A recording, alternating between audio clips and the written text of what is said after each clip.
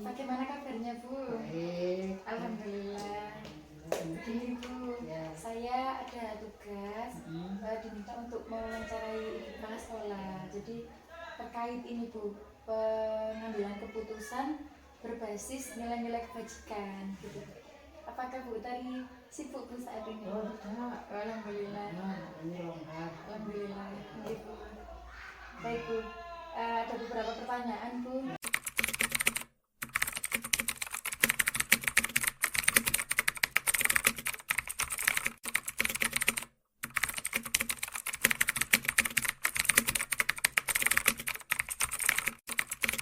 Kalau dulu saya jadi guru, ini banyak sekali kasus yang terjadi pada sekolah ya, terutama dilema etika.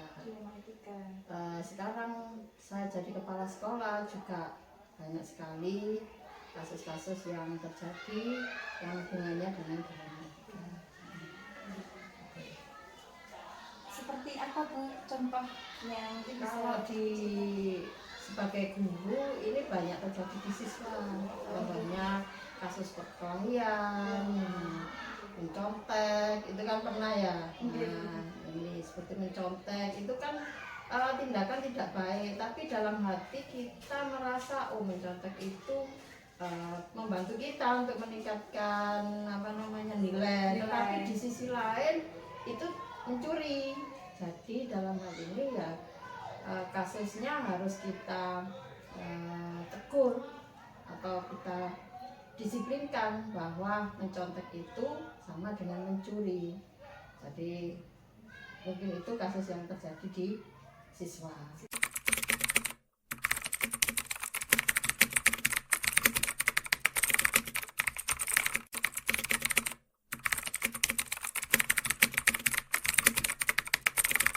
Memang di sisi lain seperti siswa tadi ya, kalau kita membiarkan berarti kita membiarkan kesalahan ya seseorang.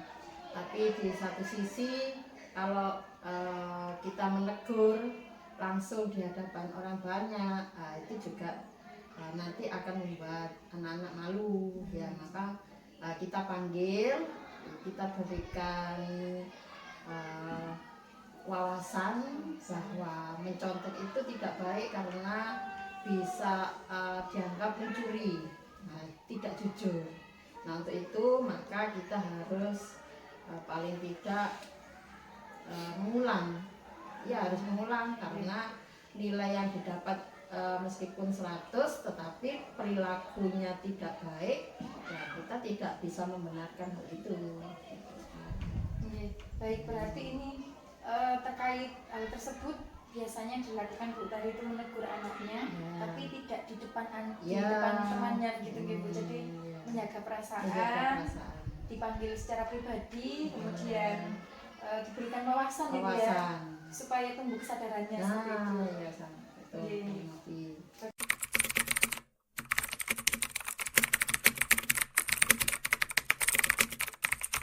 Ya langkah-langkahnya ya kita mengamati dulu Bu Sofi, mempelajari dulu kasus ini termasuk ringan, berat atau sedang ya, kita pelajari dulu akar masalahnya itu gimana, kita simpulkan. Dari kesimpulan ini nanti kita buat pemecahan dari kasus yang terjadi. Nanti dari situ kita bisa memecahkan bersama masalah.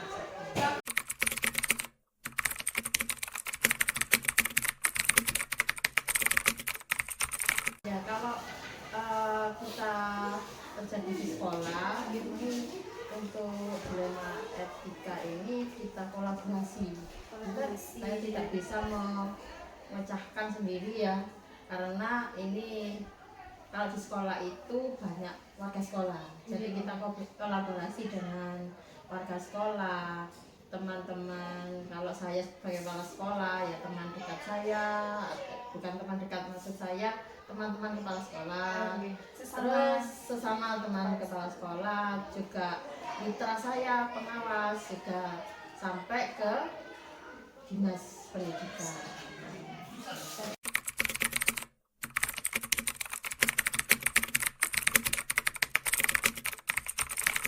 Tantangannya banyak sekali Bu. Diantaranya kita kadang-kadang kalau mengambil keputusan kita itu maksud saya itu supaya tegas ya, kita memberi solusi, wah ini salah gitu, tetapi di sisi lain saya juga merasa dilema, kadang merasa kasihan gitu ya. Jadi harus kita pikirkan matang-matang ya. Tantangannya itu harus berpikir apakah langkah yang saya ambil ini sudah benar atau salah gitu. Jadi harus dipikirkan matang untuk mencari solusi yang kita hadapi. Baik, berarti tantangannya sudah benar apa tidak? Ya, gitu. Karena kita juga mengalami dilema kan ya, untuk memutuskan bagaimana. Kalau sebetulnya saya ingin tegas, oh ini salah, tapi di sisi lain kadang ya kita merasa kasihan juga, kemanusiaan.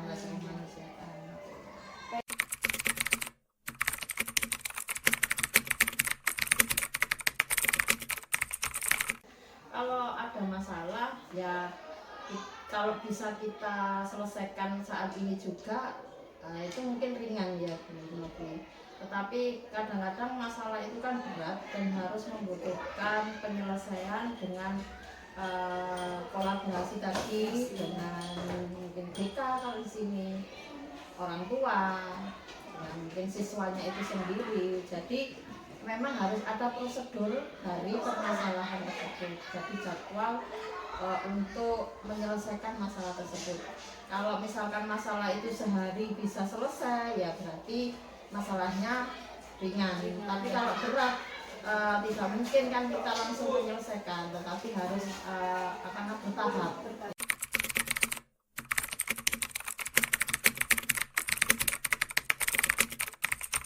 Selain diri sendiri, tentu saja kita harus aktif berkoordinasi ya, koordinasi baik dengan teman sejawat, bapak ibu guru, wali murid, masyarakat maupun peserta didik. Di sana itu juga dengan dinas.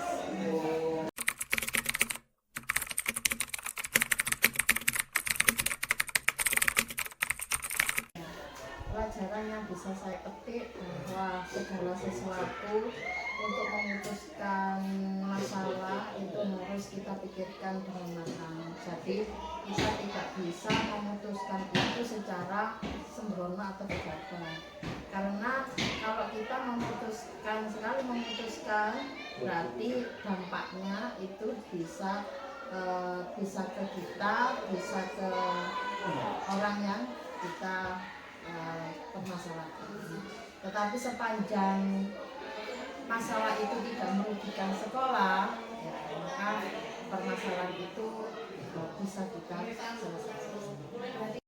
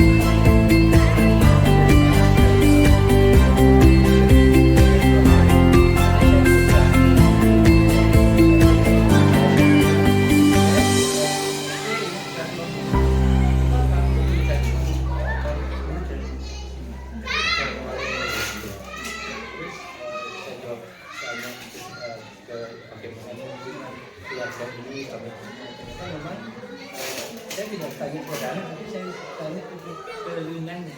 Dan memang orang tuanya memang terbiasa kata-kata jorok keluarga untuk anaknya, sehingga anaknya ini sebenarnya terbiasa mendengar kata jorok juga ketika di luar rumah, di sekolah terutama, ke teman-teman juga cenderung jorok. Hanya berarti dalam ketikannya Bapak ini menjumpai beberapa anak yang berkata jorok. Ternyata setelah itu berkaitan sama latar belakang keluarga, gitu ya Pak. Nah, kemudian dari kasus tersebut Pak, selama ini bagaimana Bapak menjalankan keputusan di sekolah, terutama untuk kasus-kasus yang ada dua kepentingan nih Pak. Misalnya kepentingan itu sama-sama benar gitu Pak. Dan dua-duanya mengandung nilai-nilai kebajikan. terima kasih Bu.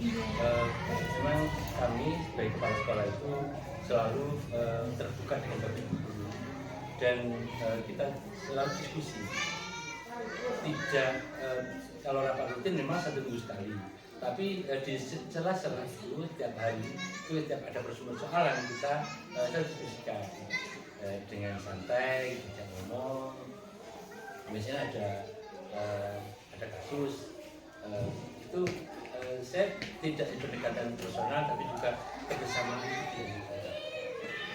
kita ciptakan. Misalnya ada guru yang kadang kami di sekolah kita ada gesekan-gesekan, juga pendapat ketika diskusi itu kadang berbeda. Dan kita bisa mencari solusi dengan menyadarkan bahwa semua pendapat itu memang ada baiknya, tapi tidak semua kebaikan itu sama di pendapat orang lain. Jadi karena kebaikan itu ada sisi negatifnya yang harus kompromikan dengan yang lain, sehingga walaupun perbedaan itu sepertinya bertentangan, tapi akhirnya kita diskusikan, dikomunikasikan, akhirnya sama-sama menerima bahwa pendapat itu tidak selalu benar dan ada pendapat lain yang lebih baik dari itu. Karena ya memang ada sisi negatif, pasti ada sisi positif.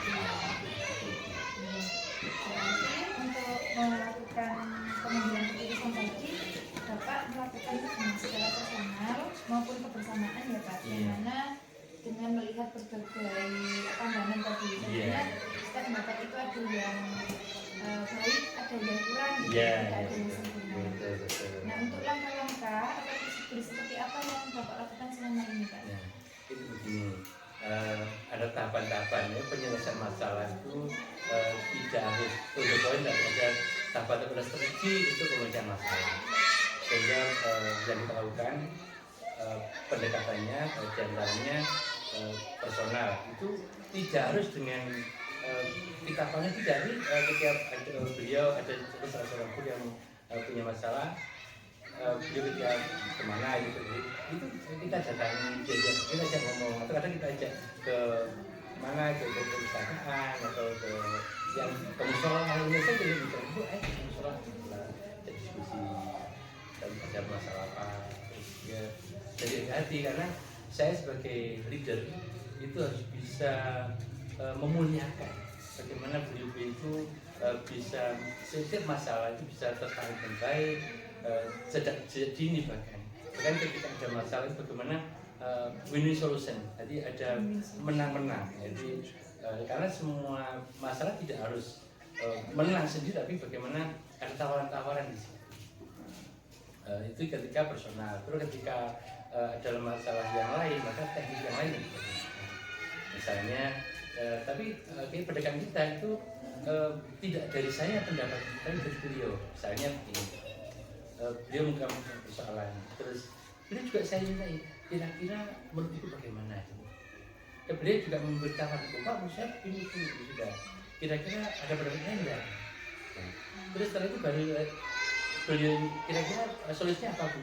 Ini Pak, itu beliau mengungkap masalah, beliau juga mengungkap alternatifnya, dan ada solusi pemecahannya. Dan saya kalau gitu, kapan kira-kira ini bisa selesai? Secepatnya Pak, ya sudah, kira kapan itu? ada langsung terselesaikan itu. Jadi tahapan tadi terus kita pantau itu. Jadi tadi itu harus kita pantau. Karena saya merasa di sekolah ini semua harus selesai. Jadi tidak akan jadi solusi itu tidak dari kepala sekolah tapi dari beliau-beliau sendiri. Karena beda menangani persoalan dengan siswa, dengan guru, dengan yang sudah dewasa itu berbeda. Andragogi ya pendekatannya itu andragogi. Ya. Ada pedagogi ke siswa, kalau guru itu jadi orang dewasa andragogi. Itu yang saya lakukan. Bagus sekali Pak. Jadi tadi ada tahapan mulai dari persona yang mana yang Bapak lakukan adalah win-win solution ya Pak ya. Dan pendapatnya itu bukan dari Bapak, tapi melainkan dari yang bermasalah tadi. Nah, kemudian Pak, hal-hal apa saja yang selama ini Pak Slamet anggap efektif dalam pengambilan keputusan pada kasus dilema etika Pak? Efektif menurut Bapak? Kalau etika itu pertama adalah kesatuan langkah semua kepala sekolah dan yang sivic akademika, jadi termasuk guru itu semua harus satu langkah. Jadi kita ada aturan ini yang boleh ada aturannya di situ. Sehingga semua menyepakati itu. Yang kedua, siswa juga kita sampaikan di setiap upacara itu sering ketika ada beberapa kali kita ungkapkan ketika kita sampaikan ketika upacara. Terus itu juga kita datang ke wali murid, jadi pendekatan ke wali murid sehingga wali harus tahu juga tidak hanya sekolah, karena kalau hanya sekolah tanpa melibatkan wali murid untuk penyelesaian ini itu juga mentok, tidak bisa selesai. Karena kita dengan anak-anak kan hanya di sekolah. Ketika anak pulang, dan ini harus berbeda penanganannya. Juga hasilnya tidak maksimal, bahkan tidak mentok, tidak bisa selesai. Jadi orang tua harus tahu. Tidak, kita biasanya kalau wali murid itu dipanggil di sekolah itu beliau-beliau itu merasa enggan dan rasa khawatir dan takut. Tapi kita yang datang, kita silaturahmi. Kayak gitu memang tentunya kepala sekolah itu banyak waktu yang bisa kita gunakan untuk komunikasi dengan wali murid. Bagus sekali Pak ini Pak. Berarti selama ini yang hal yang efektif yang dilakukan Pak Slamet itu yang pertama menyatukan langkah ya Pak. Berarti harus sama dan itu harus mencakup semua komponen. Baik itu dari guru, kemudian siswa juga dari murid. Nah berikutnya Pak, hal-hal apa saja yang selama ini merupakan tantangan yang Bapak alami dalam pengambilan keputusan-keputusan itu? Iya, terima kasih. Tantangannya memang sekarang lebih kompleks itu, terutama media sosial itu yang luar biasa. HP kayaknya anak-anak itu kalau di rumah itu dan di sekolah mereka tidak bawa HP. Tapi ketika pulang ke rumah itu mereka mulai pulang sekolah, kecuali anak-anak yang memang sorenya itu ngaji, mereka sudah tidak pernah. Tapi ketika mereka yang tidak ngaji itu mereka full HP, permainan. Dan ini apa yang di HP itu memang anak-anak kan belum bisa menyaring yang negatif dan positif. Bahkan ini harus ada kerjasama yang kuat sebetulnya, tidak hanya dari sisi sekolah tapi juga pemangku kepentingan stakeholder, minimal yang perangkat desa. Ini yang belum kita lakukan, tapi insya Allah kita akan kita lakukan. Minimal ada tanggung jawab moral dari perangkat desa, dari kota bersama untuk juga memantau dari generasi kita ini. Memang tidak sekolah tidak bisa lepas dari jaringan perkembangan komunikasi ini. Makanya langkah-langkah strategis kita. Berarti tantangannya ini terkait belum bisa memfilter ya Pak ya. Pertama penggunaan HP atau media sosial sehingga mereka belum tahu mana yang baik mana yang tidak. Dan tentunya Bapak juga melibatkan dari berbagai pihak seperti stakeholder tadi. Kemudian apakah Bapak memiliki sebuah jadwal Pak, jadwal tertentu ketika menyelesaikan kasus dilema etika? Misalnya Bapak itu harus langsung menyelesaikan di tempat atau memiliki jadwal seperti itu, atau ada apa ya prosedur yang digunakan Bapak ini? Langkah-langkah itu ada, mulai dari kita jadwalkan untuk bagaimana penanganan yang kecil yang bisa dilakukan di sekolah. Ada yang harus akan kita harus kerjasama dengan komunikasi dengan pihak-pihak yang berkepentingan, terus orang tua, termasuk tokoh masyarakat. Ini kita jadwalkan waktu yang kita sepakati dengan orang tua kapan desainnya. Kan alhamdulillah sekarang ada grup kelas, ada grup paling murid. Sehingga itu sangat efektif dengan komunikasi kita. Dan saya sebagai kepala sekolah itu ada masuk di grup itu, sehingga komunikasi itu lebih efektif.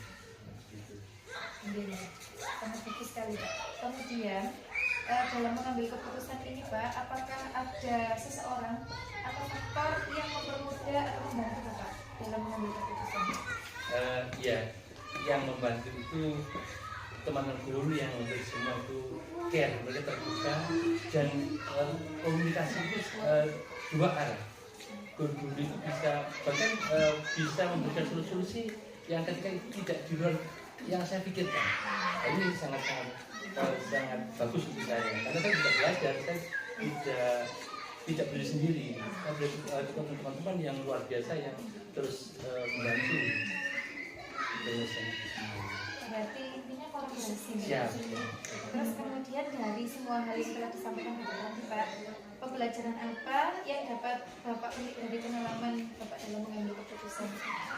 Yang pertama adalah keterbukaan. Yang kedua komunikasi dua arah. Terus kita terbuka dengan pendapat siapapun. Karena semua pendapat itu ada sisi baik dan hasil kekurangannya. Sehingga hal ini yang bisa kita ambil sikap dari pilihan ini, di mana pilihan yang sangat bagus dari pilihan yang baik dan yang Berarti harus terbuka, ya. komunikasi dua arah, kemudian terbuka dengan